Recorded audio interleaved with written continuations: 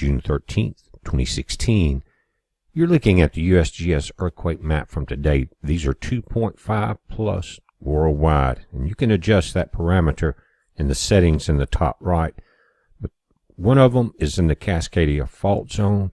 One of them is in Yellowstone. And of course, we always watch these areas, everyone on YouTube that pays attention to this type of stuff. The Cascadia fault zone has been locked up. And the scientists are talking about that. It's overdue.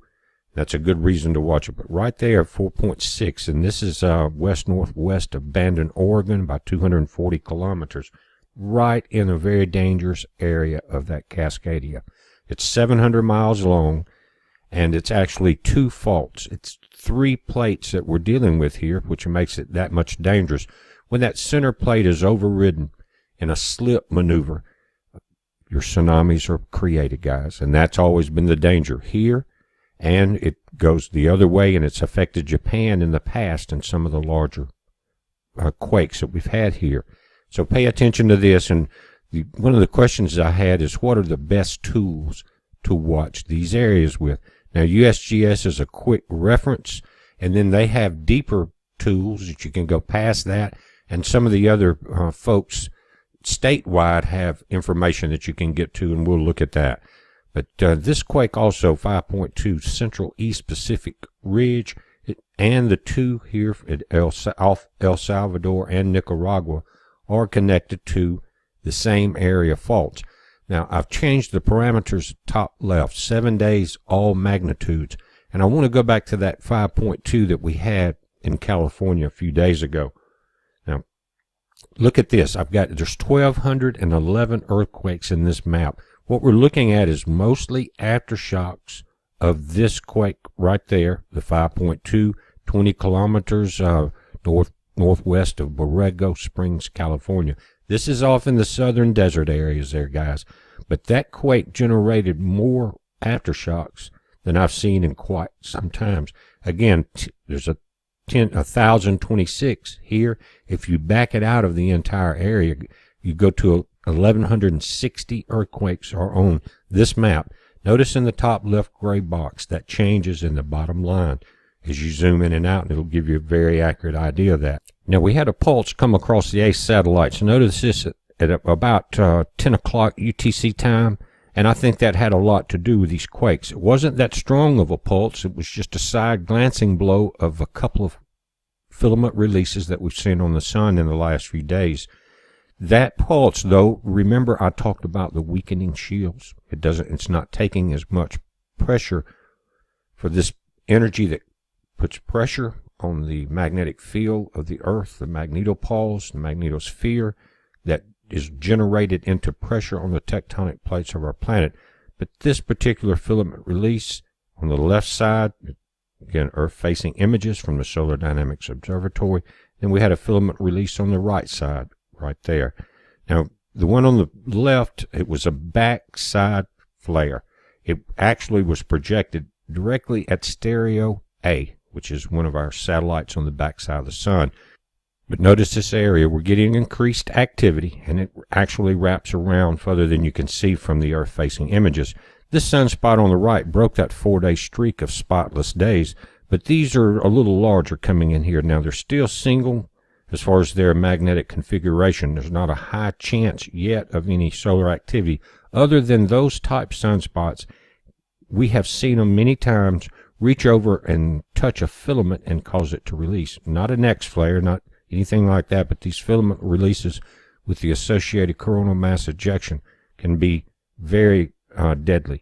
Now, what you're looking at is Stereo A images, guys. It's amazing. This is a micrometeor impact right on the edge of the lens. It's a 50-second aperture opening. They just happened to have it set at that setting at this time. I guess they were adjusting it instead of the faster images. But the streaks are because of that 50-second delay after the impact on the camera, Stereo A. And there's where it's located, right there. See that? It is finally coming in from behind the sun. Remember last year, we could barely get any images because of the sun blocking the transmission. And at the top, also notice that we saw Mercury transit, but Venus is what's coming in from behind the sun in those images. Again, A is where we saw that micrometeor impact and that delay. Now, this is from the same satellite, stereo ahead, and you can see to the right, that's what will be turning around and coming Earth facing. So we're definitely going to have a couple of weeks of increased activity. We're still in a solar minimum because of the amount of energy, but even during the solar minimums you've seen on the charts, there are periods when you have sunspot activity. Now, talking about the micrometeor impact, it probably had a lot to do with this. The red block in the left side of this image is stereo 8. Earth is on the opposite side in the yellow circle. Mars is behind us. And you can notice in the top there, guys, it's got everything named and colored. But for the last 3 to 4 days, the Schumann resonant monitors have been somewhat overwhelmed. Notice that steady line right there, guys. That's at 7.8 hertz. And that is your, what we call the God frequency. If you're not familiar with that, look back a few videos ago. I think there's 3 or 4 there where we go into more detail. And here's your energy from beam 1 and beam 2 combined. You've got beam intensity, but notice the black line running at 6.5. Now that's a peak line.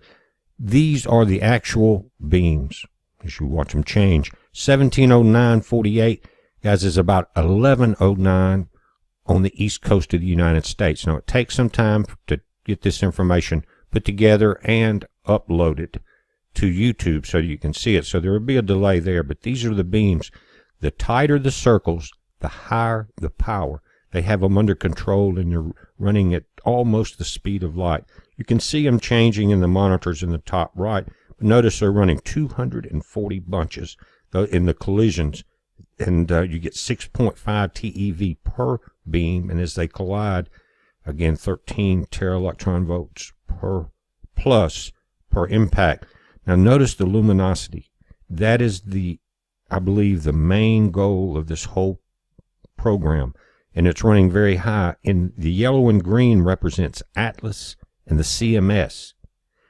And the bunch intensities here, and the bucket number, and you can see it. Everything is very steady, very powerful. If you go back until last night, you can see how they've been running. But that black line is key. The beam intensities, or what is colliding, guys, and what results is the energy of that beam. Now, as far as luminosity, notice that the Atlas was targeted in red, but it far exceeded that and delivered luminosity. Also CMS, and we've noticed that throughout the last 2 years. Those are the newer ones. Atlas is the largest machine ever built on the planet that we know of. But this page gives you some information. It's a coordination page. One of the other questions that I mentioned earlier was, how do you go in and look in detail at these earthquake areas? Guys, go to my website, bpearthwatch.com. There's several links there from many of the ones, the videos that you've seen on my channel. Several of the links were used in this video. But if you go down into this bottom left section, you see probably 100 links there. I haven't counted them. And you've got World Quake Monitor right there. What it does, again, part of the USGS, but it goes into individual areas where the seismic monitors. You can see from Arizona all the way to the top right there in the list, Yellowstone. But one that I use a lot is the very first one in the left column, the ANSS, and it will give you a view of the seismometers or seismographs throughout the nation. They call them backbone helioplots. But you see that sudden burst at the bottom of this particular graph on both sides, Flag Ranch and Dillon, Montana. That's the quake in Yellowstone. We'll pull this up and look at it closer, but we'll scroll through again from all over the nation. Wyoming, it'll get into Idaho, all the way into down in our state in Oxford, Mississippi, guys. Now, I'm not sure what happened there. It looks like a grizzly bear hit the one in Snowmass, Colorado. But anyway, each one is set at a different sensitivity, too. You'll notice that. They try to keep a close match across these, but you can see that they are different settings, and it's a very fine-tuned adjustment. And you'll see different quakes on them depending on the area.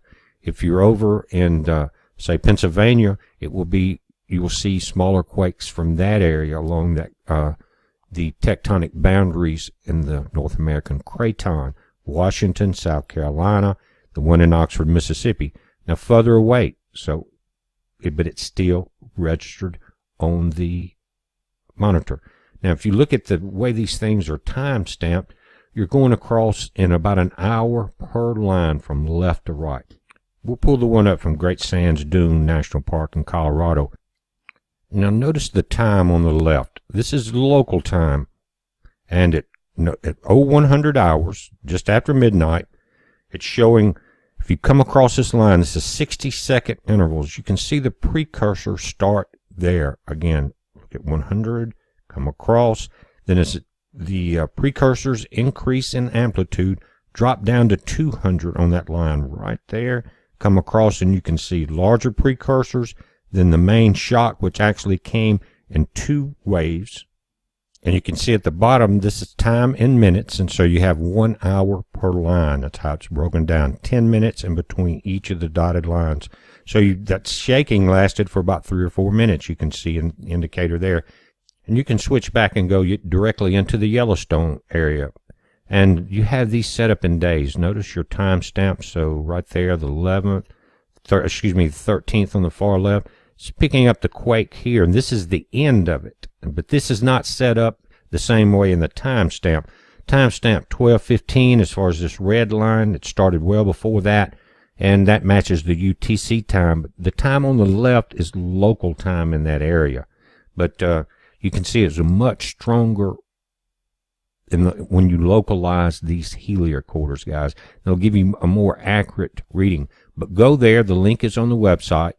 And play with these things. Go to your area, and they are an excellent early warning system. It's a heads up, guys. Be safe.